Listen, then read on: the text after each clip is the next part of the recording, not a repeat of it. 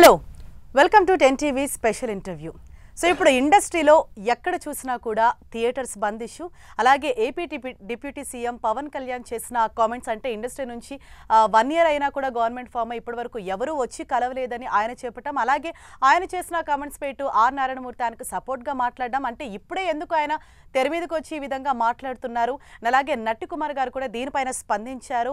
ఆయన కూడా కొన్ని కీలకమైన వ్యాఖ్యలు చేశారు ఇండస్ట్రీకి సంబంధించి. అసలు ఏం జరుగుతుంది ఇండస్ట్రీలో, ఎవరిది కరెక్ట్ ఎవరిది రాంగ్, అసలు ఏం జరుగుతుందో తెలుసుకుందాం. ఇవాళ మనతో పాటు ఉన్నారు ప్రొడ్యూసర్ నట్టి కుమార్ గారు. నమస్తే సార్. నమస్తే. అయితే అసలు ఈ థియేటర్ల బంద్ అన్నది ఫస్ట్గా మాట్లాడుకుంటే ఎందుకు వచ్చింది సార్, ఎందుకు బంద్ చేయాలని అనుకున్నారు మొదటగా? ఒకటమ్మా, ఇది రాజమండ్రిలో వాళ్ళు జిల్లా మీటింగ్ పెట్టుకున్నారు. అయితే సత్యనారాయణ గారు అన్న ఆయన ఎప్పటి నుంచో ఒక 20 సంవత్సరాల నుంచి సురేష్ మూవీస్ మేనేజర్, తర్వాత ఆయన ఇండివిజువల్గా ఒక పార్ట్నర్స్ అంతా కలుపుకొని ఆయన ఒక సంస్థ అనుశ్రీ ఫిలిమ్స్ అని సంస్థ ఏర్పరచుకొని ఒక 40 మందో 50 మందో, ఇది 40 థియేటర్లు 30 థియేటర్లు అప్పుడు అలా లీజుకి చేసుకుంటూ మళ్ళీ దాంట్లో గీత సురేష్ మూవీస్ ఇదంతా ఒకటయ్యి ఒక మోనోపల్గా చేసుకుంటున్నారు. తప్పేం లేదు ఎవరి దాంట్లో. అక్కడ ఆ లోకల్ జిల్లా ఇష్యూ అది. వాళ్ళ జిల్లాలో వాళ్ళందరూ ఏమా మీటింగ్ పెట్టుకున్నారు, మనకి వర్కౌట్ కావట్లేదు కాబట్టి పెద్ద సినిమాలు కూడా పర్సంటేజ్ ఇస్తాం, ఎందుకంటే సినిమాలు తక్కువ వస్తున్నాయి. ఆ తక్కువ వచ్చిన సమయంలో మనకు 6 నెలలు 7 నెలలు 8 నెలలు రెంట్లు రావట్లేదు. మళ్ళీ ఈ సినిమా వచ్చినప్పుడు కూడా మళ్ళీ రెంట్, ఆ సినిమా వచ్చినప్పుడే రెంట్ వస్తుంది కనుక ఇది కూడా పర్సంటేజ్ సిస్టమ్, అన్ని పర్సంటేజ్లు ఆడుతున్నాం కాబట్టి పర్సంటేజ్ సిస్టమ్ ఆడుదాము, మనకు అప్పుడు కవర్ అవుతుంది. పెద్ద సినిమా పర్సంటేజ్, చిన్న సినిమా పర్సంటేజ్, చిన్న సినిమా ఎలాగా పర్సంటేజ్ ఆడుతున్నాం, పెద్ద సినిమా కూడా పర్సంటేజ్ చేస్తే మల్టీప్లెక్స్లకు ఇచ్చిన మనకి ఎందుకు ఇవ్వరు సింగిల్ స్క్రీన్స్కి అనేది వాళ్ళ జిల్లాలో తీసుకున్న నిర్ణయం. వాళ్ళు ఏం చేశారు, 40 రోజులు టైం ఇచ్చి మేము జూన్ 1 నుంచి ఒకవేళ మాకు ఎవరైనా పర్సంటేజ్ ఇస్తేనే మా థియేటర్లు వేసుకుంటాం, లేని పక్షాన మా థియేటర్లు మేము మూసుకుంటాం. మా థియేటర్లు మేము బంద్ కాదు, మా థియేటర్లు మేము మూసుకుంటాం.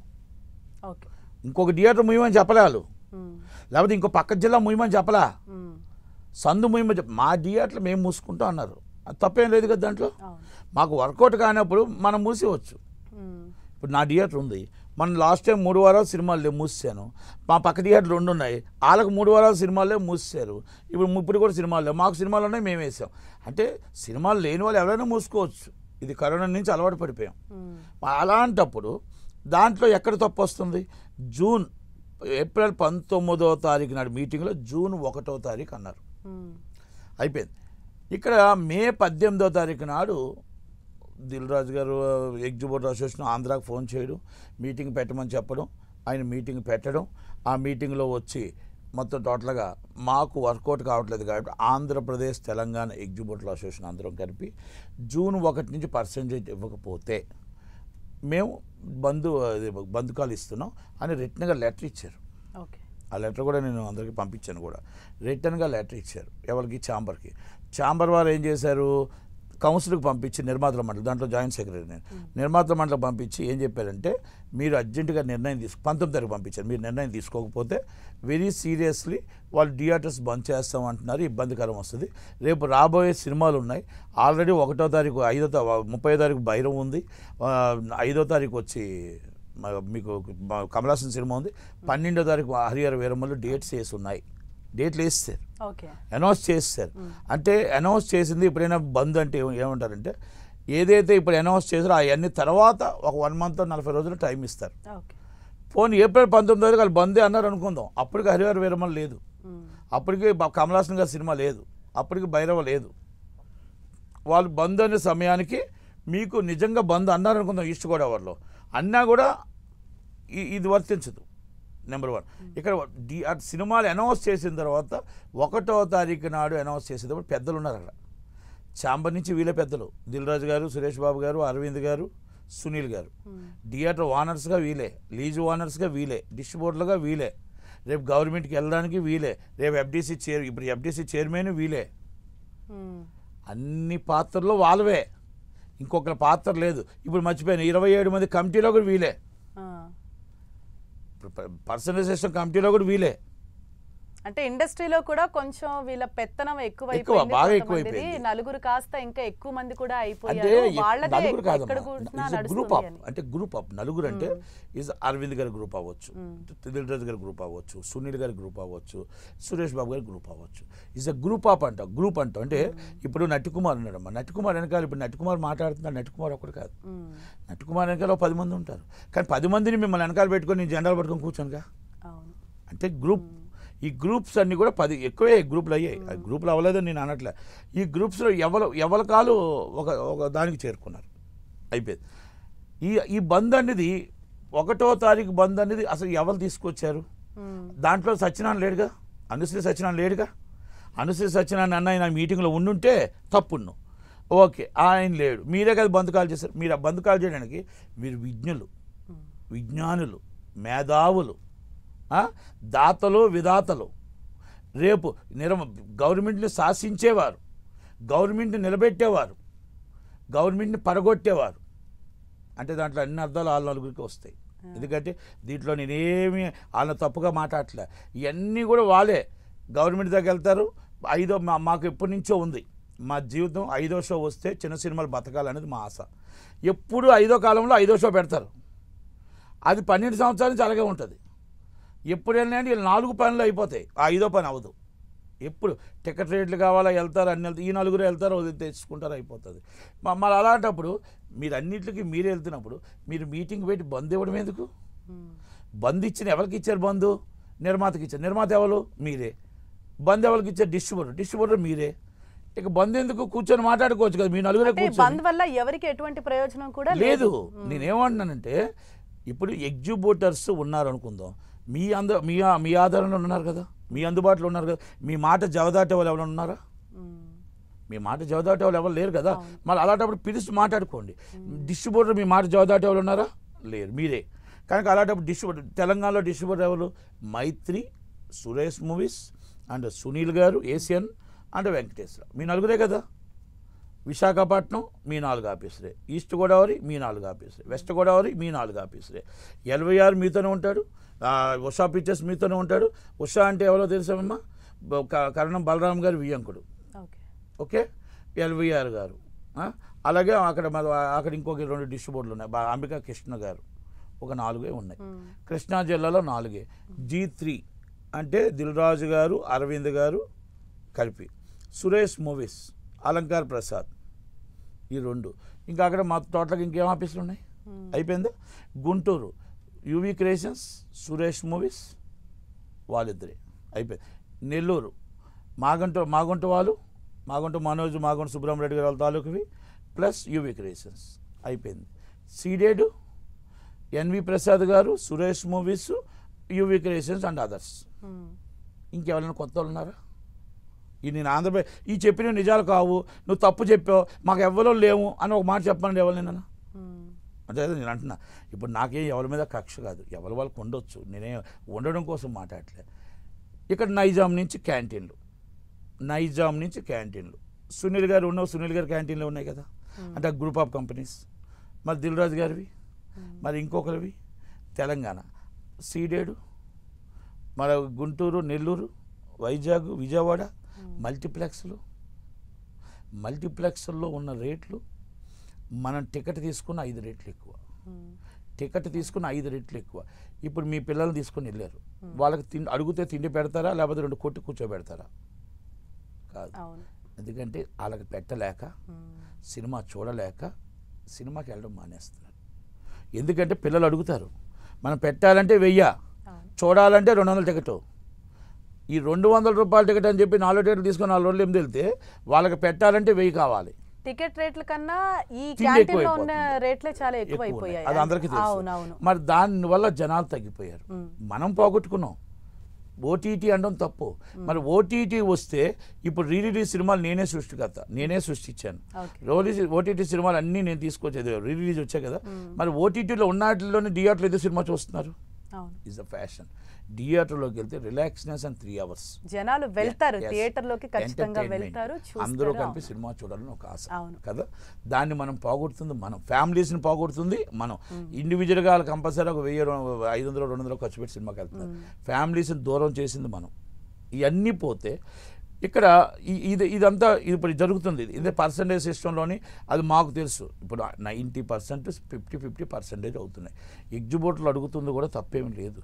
అదేమంటున్నారంటే మాకు సంవత్సరం అంతా పర్సంటేజ్లో ఆడుతున్నాం, వచ్చిన 5-6 వారాలు కూడా పర్సంటేజ్ లేదు, ఆ పర్సంటేజ్ సిస్టమ్ మాకు ఇవ్వండి అని అడగడంలో తప్పలేదు. ఆ థియేటర్లో మీరు ఆల్రెడీ మల్టీప్లెక్స్ మీరు 55% ఇస్తున్నారు కదా, మాకు అదే ప్రకారం ఇవ్వండి అంటున్నారు. అదే స్టాండర్డ్ మీరు ఇస్తారా అనేది ఒకటి. ఇవన్నీ ఒక డిస్కషన్, తప్పు ఏమి. ఇది ప్రతిది అన్నదమ్ములమ్మా, మేము అన్నదమ్ముల గొడవల్లో కూర్చుంటాం. కానీ బంద్ ఎవరిని పెట్టి బంద్ చేస్తాం? ఇప్పుడు బంద్ చేయాలంటే మనమే బంద్ చేసుకుంటామా? ఇక్కడ ఇవన్నీ అవుతుండగా హరిహర వీరమలు సినిమా రిలీజ్ ఉంటుండగా కుట్ర జరుగుతుంది అనేది ఒక 10 మంది ఎగ్జిబిటర్లు కంప్లైంట్ ఇచ్చారు. ఆంధ్ర ఎగ్జిబిటర్లు ఏం చేశారంటే కందులు దుర్గేష్ గారు కంప్లైంట్ ఇచ్చారు. అయ్యా మేము బంద్ అని అనలేదు, అసలు బంద్ అని మేము ఆంధ్రాలో మాకు తెలియదు అయ్యా, అసలు బంద్.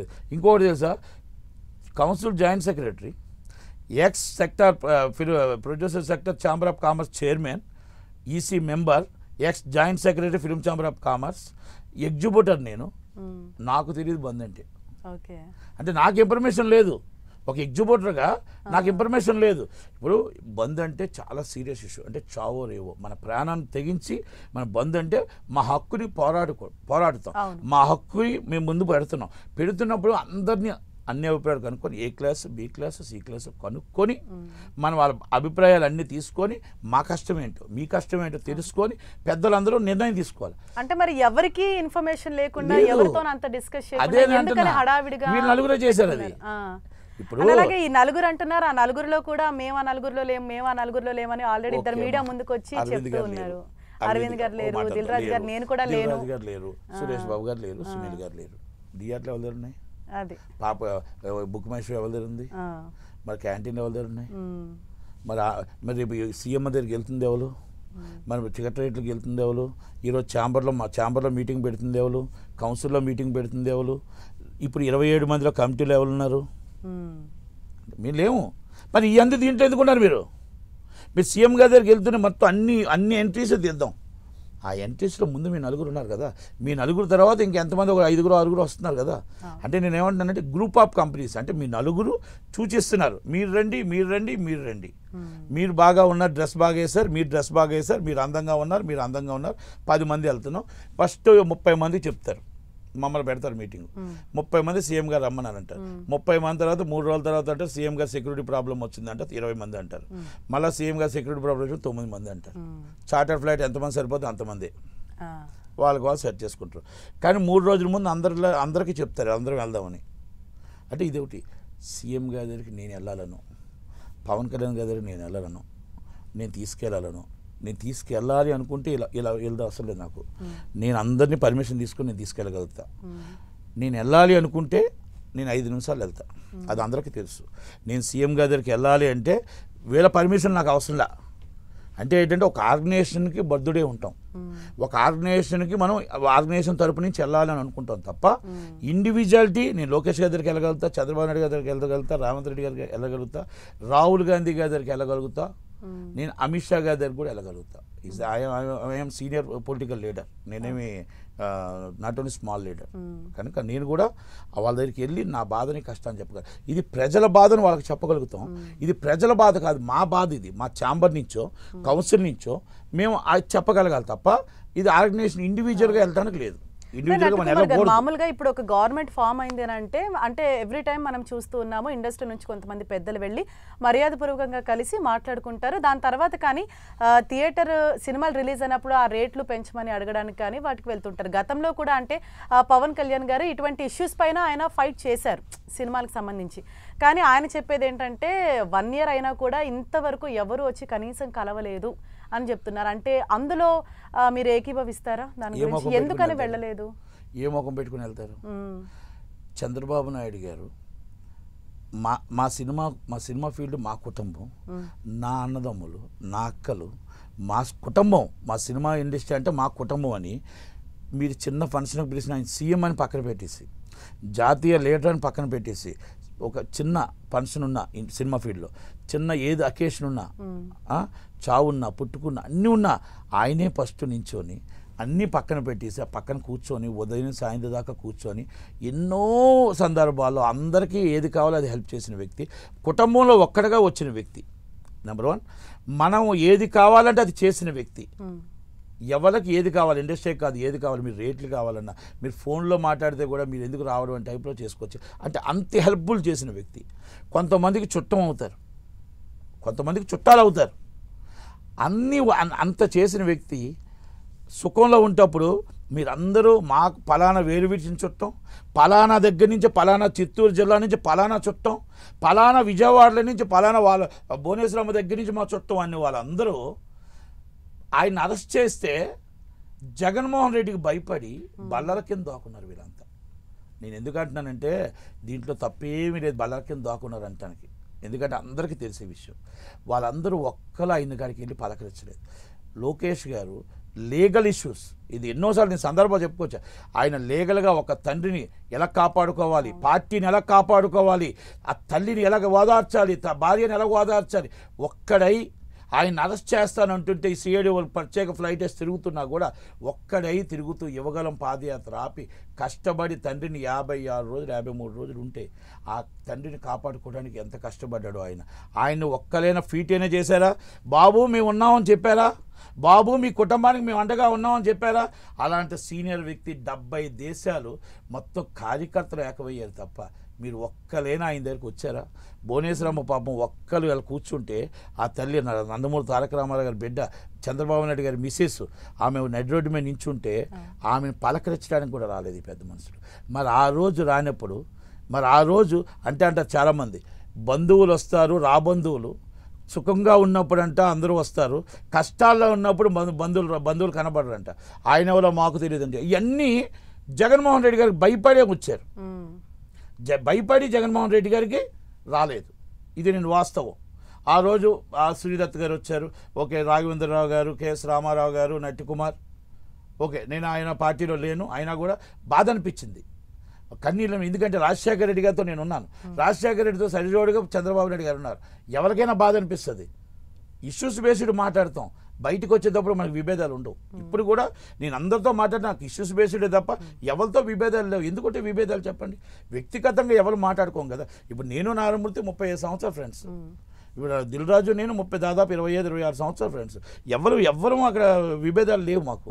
కానీ ఇష్యూస్ బేస్డ్ అనేది ఆయన మాట్లాడినప్పుడు నేను 100% నేను మాట్లాడాలి తప్పదు. కానీ ఇవన్నీ ఎందుకు ఏ ముఖం పెట్టుకొని వెళ్తారు అనేది జరిగింది కాబట్టి అక్కడ వెళ్ళటానికి ముఖం చెల్లట్లేదు. వాళ్ళ తీరామోస్ ఏమంటున్నారు, మాకు అపాయింట్మెంట్ ఇవ్వలేదని. అపాయింట్మెంట్ ఇవ్వాలి అంటే ఏ విధంగా చేయాలో వాళ్ళకి తెలుసు. అపాయింట్మెంట్ ఇవ్వాలి అంటే ఏ విధంగా వెళ్ళాలో గంటలో పని అయిపోద్ది, అంతే కదా. పవన్ కళ్యాణ్ గారికి ఫోన్ చేస్తే తీసుకోరా డేట్స్, లేకపోతే మన లోకేష్ గారికి ఫోన్ చేస్తే తీసుకోరా, బాలయ్య బాబుకి చెప్తే తీసుకోరా. వాళ్ళు కూడా అంటే అనలేదు అని చెప్పకుండా ఒక మెయిల్ పంపించి మీ అపాయింట్మెంట్ ఇస్తే మేము వస్తామండి. ఆ అపాయింట్మెంట్ ఎవరి దగ్గరికి వెళ్తే చంద్రబాబు నాయుడు గారి దగ్గరికి వెళ్దాం, మెయిల్ ఆయన అక్కడే ఉండిపోద్ది, వదిలేస్తారు వాళ్ళు, అంటే లైట్గా తీసుకుంటారు. ఇవన్నీ నేనేం చెప్తున్నాను అంటే మనకి ఇష్టం లేకుండా అంట ఒక మెయిల్ పంపించేసి మాకు ఇదిగో ఇది కావాలి అని చెప్పి మెయిల్ పంపించాం, ఇదిగో మా లెటర్ అని చూపించడానికి కాదు. మనసు ఉంటే మార్గం ఉంటుంది, మనసు ఉంటే మార్గాలు 100 ఉంటాయి. మీకు మనసు ఉంది కాబట్టే మీటింగ్ పెట్టారు కదా. మీరు బంధు కాదు ఇచ్చింది ఎందుకు ఇచ్చారు? మనసు ఉంది కాబట్టి.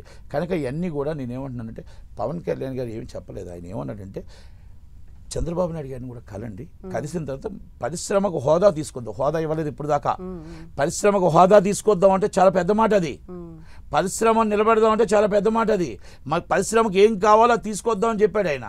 అక్కడి నుంచి ఆయన్ని పెట్టుకొని మన తెలంగాణలో కూడా మనం ఏం కావాలో తీసుకోవచ్చు. ఇప్పుడు ఆయన థియేటర్స్ లో కూడా మల్టీప్లెక్స్ లో కూడా ఈ క్యాంటీన్ ఫుడ్స్ వాటన్నిటిపైన రివ్యూ చేయమని చెప్పేసి పవన్ కళ్యాణ్ గారు చేయమన్నారు. ఆల్రెడీ 20% తగ్గాయి. జరుగుతుంది. తెలంగాణ లేదు, తెలంగాణ అలాగే ఉంది. ఆంధ్రాలో మాత్రం మొత్తం టోటల్ గా రివ్యూ చేశారు. 20% ఎంత తగ్గాయి రేట్స్. ఆల్రెడీ నోటీసులు కొంతమందికి ఇస్తున్నారు. ఓకే, నేనేమంటానంటే is a review. Pawan Kalyan గారు వచ్చి చీజ్ ద సిప్ అంటే ఎంక్వైరీ చేయడం కాదు. పవన్ కళ్యాణ్ గారు వచ్చి మీరు ఆ క్యాంటీన్లో ఎంక్వైరీ చేయడం కాదు. అక్కడ క్యాంటీన్ ఉండగానే ఎంఆర్ఓ ఉంటాడు, ఆర్డీఓ ఉంటాడు, జాయింట్ కలెక్టర్ ఉంటాడు, లైసెన్స్ అథారిటీ. ఎవ్రీ వీక్ అని చెకింగ్ చేసుకోవాలి. Every week and every 15 days అని చెకింగ్ చేసి తప్పులు ఉన్నాయా ఒప్పులు ఉన్నాయా చూసుకొని కేసులు రాయాలా. రాస్తే భయం వస్తుంది. మీరు అసలు పట్టించుకోకుండా ఉంటే ఎలా? ఆఫీసర్స్ తప్పు, ఇది ఆఫీసర్లు తప్పు. ఇది నేను ఇవన్నీ ఇది ఒక డిఫరెంట్. పవన్ కళ్యాణ్ గారు మాట్లాడిన మాటకు డిఫరెంట్. ఇక్కడ ఎప్పుడైతే అక్కడ హరిహర వీరమాల సినిమా రిలీజ్ ఉందో మీరు బంధు కాలు ఇవ్వడం వల్ల డిస్ట్రిబ్యూటర్లు సినిమా కొనకుండా పోతారు. కొనకుండా వెళ్ళిపోతే అప్పుడు ఎవరు ఉంటారు? ఇద్దరు ముగ్గురు ఈ మోనోపల్లి ఎవరు ఉంటారు? వాళ్ళు కొనడానికి వస్తారు. వాళ్ళు కొనడానికి వస్తే అది 70-80 కోట్లు డెఫిసిట్లో ఉంది. ఎక్కువ లేట్ అయింది సినిమా.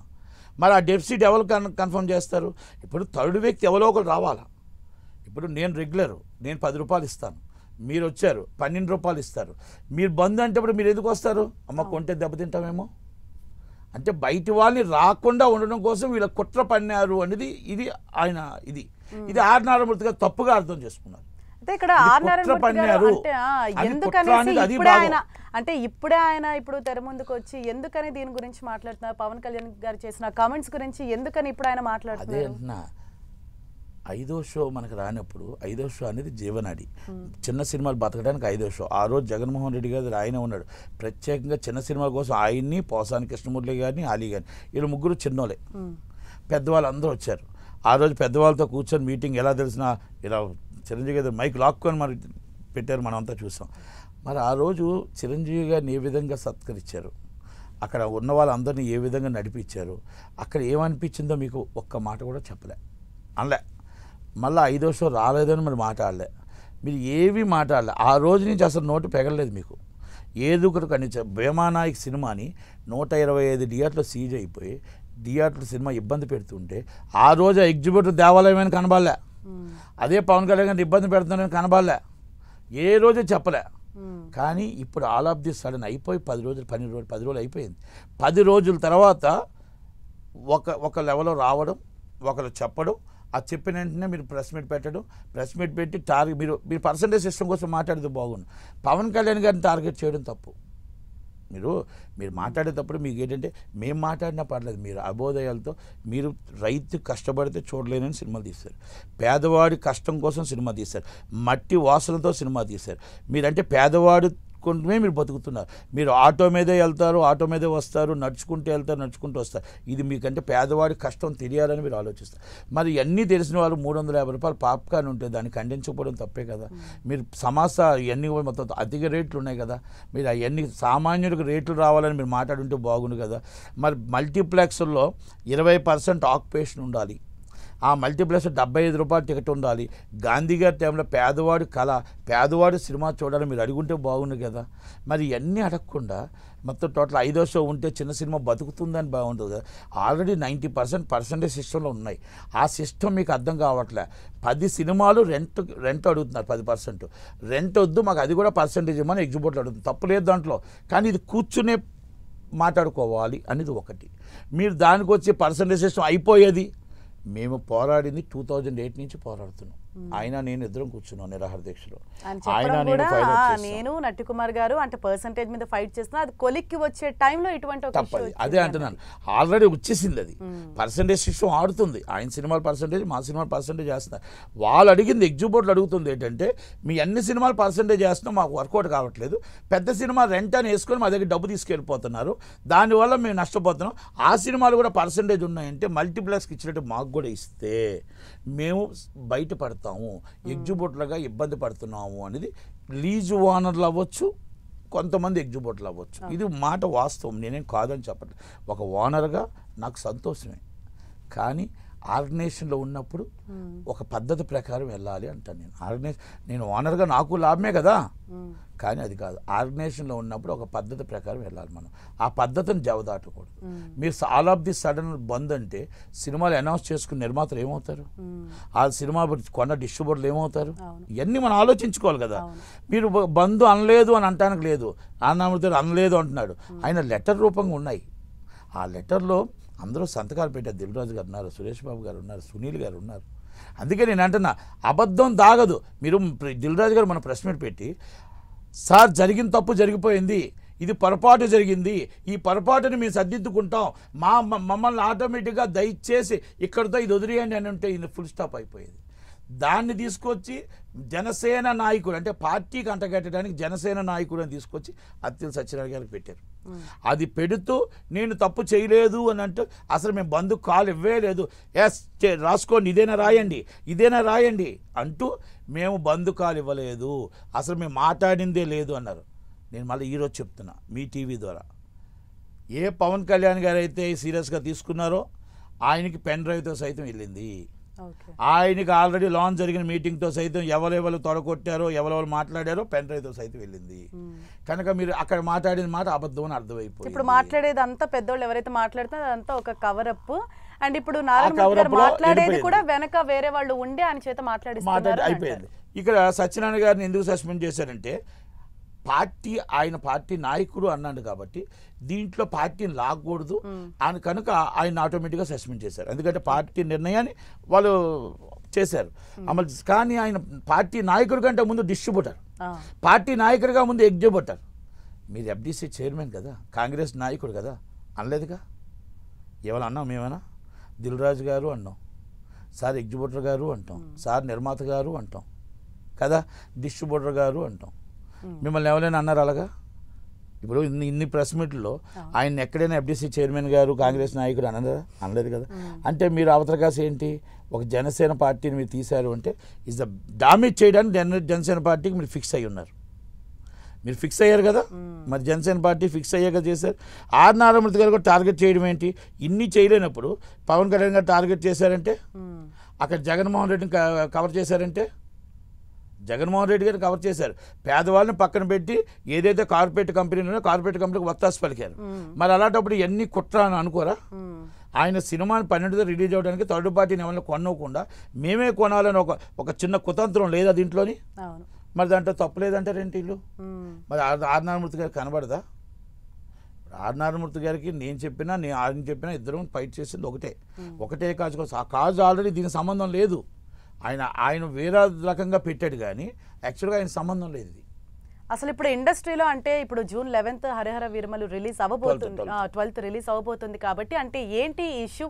రిజాల్వ్ అయినట్టా కానట్టా ఇంకా నడుస్తుందా? ఏం జరగబోతుంది ఫైనల్ గా? రిజాల్వ్ అయిపోయింది. దిల్ రాజు గారు పెట్టారు, మేము పెట్టాము. ఆల్రెడీ మన అతి సత్యనారాయణ గారు పెట్టారు. తర్వాత నేను 30 తారీఖు మీటింగ్ జరిగింది. మీటింగ్లో 27 మందితో కమిటీ చేశారు. రేపు సోమవారం వాళ్ళ లిస్ట్ వస్తుంది. ఆ లిస్ట్లో ఏంటి ఉంటుందో చూసుకొని వాళ్ళంతా కూర్చుంటారు. అదొకటి రిజల్ట్ ఇది క్లోజ్డ్. అయితే నిన్న మళ్ళీ నారాయణమూర్తి గారు పెట్టిన తర్వాత మళ్ళీ వచ్చింది. పెట్టకపోతే అసలు అందరం క్లోజ్ చేస్తారు. ఎవరు లేదు. మేము కూడా ప్రెస్ మీట్లో ఆపేసాం వద్దని చెప్పి. ఎప్పుడైతే సత్యనారాయణ గారు ప్రెస్ మీట్ పెట్టారో దిల్ రాజు గారి కౌంటర్ అయిపోయింది, అక్కడితో క్లోజ్. ఎందుకంటే ఇది రోజుకి రచ్చకెక్కించుకోవడానికి కరెక్ట్. నేను ఎప్పుడైతే ఆయన తప్పుదో పట్టించాడో ఆర్ నారాయణమూర్తి గారు, దానికోసం మాట్లాడాల్సి వచ్చింది. లేకపోతే అది కూడా మాట్లాడు. Okay, right. Thank you so much Natkumar గారు. ఏదైతే ఇండస్ట్రీలో ఇప్పుడు ఈ రచ్చ జరుగుతుందో దాని అన్నిటిపైన కూడా ఒక క్లియర్ కట్ క్లారిటీ ఇచ్చారు. Thank you so much. Thank you. ఇది ప్రొడ్యూసర్ నట్కుమార్ గారితో special interview. Keep watching 10 TV.